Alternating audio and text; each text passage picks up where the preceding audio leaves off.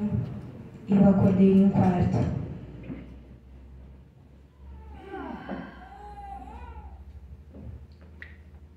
Nele não havia nada em comum, a não ser um mural coberto de arquivos. Era como daqueles de biblioteca, com índice, que listam título por autor ou por assuntos em ordens alfabéticas. Havia também caixas que formavam uma grande pilha e que tinha títulos um tanto diferentes. Ao olhar novamente o mural, o primeiro título a chamar minha atenção era um que dizia: Pessoas de quem gostei. Resolvi abrir uma das caixas e começar a folhear os inúmeros arquivos que ali estavam. Fechei-a rapidamente, chocada em perceber que conhecia cada um dos atos escritos ali. Então, sem que ninguém me dissesse nada, eu soube exatamente onde estava. O quarto sem vida, com suas pequenas caixas, era perturbador arquivo da minha vida. Nele tinha sido escrito meus atos em cada momento, grandes ou pequenos, em detalhes inalcançáveis à minha memória. O título ia do banal ao bizarro, livros que eu li, mentiras que contei, conselhos que dei, piadas que me fizeram rir.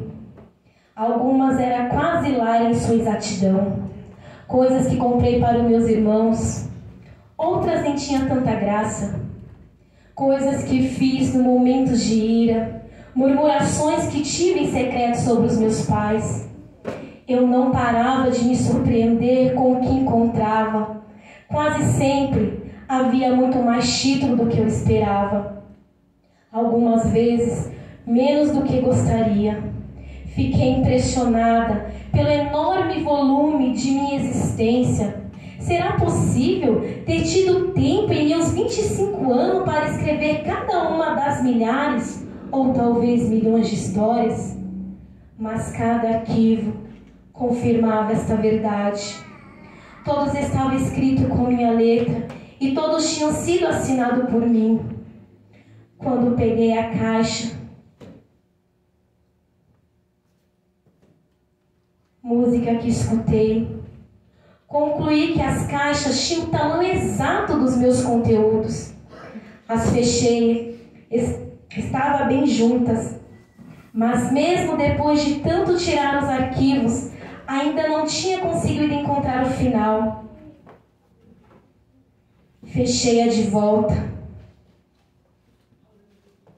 Envergonhada, entristecida, nem tanto pela quantidade de músicas, mas pela vasta quantidade de tempo que eu sabia que ali representava. Foi quando eu vi a etiqueta que dizia: Pensamentos luxuriosos. Senti um arrepio temeroso atravessando meu corpo. Abri lentamente a caixa e puxei uma ficha. Estremeci ao ler a sua descrição detalhada. Me causou náuseas pensar que momento assim pudesse ter sido registrado. Uma cólera quase selvagem se apoderou de mim.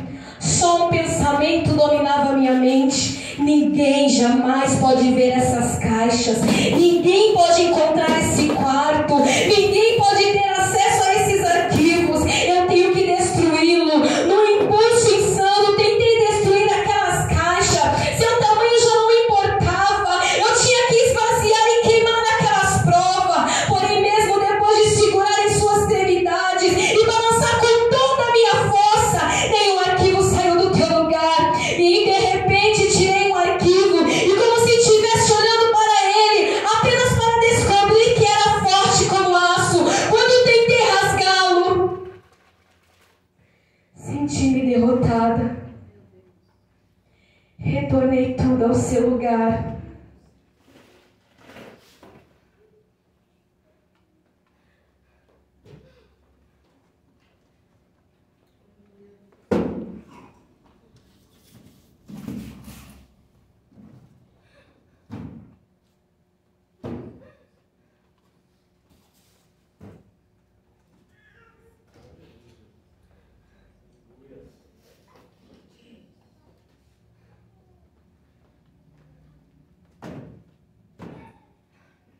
Encostei-me no mural e deixei escapar um longo e profundo suspiro. Então eu vi um título que chamava a minha atenção. Era pessoas com quem compartilhei o Evangelho. O título brilhava mais do que os outros ao seu redor.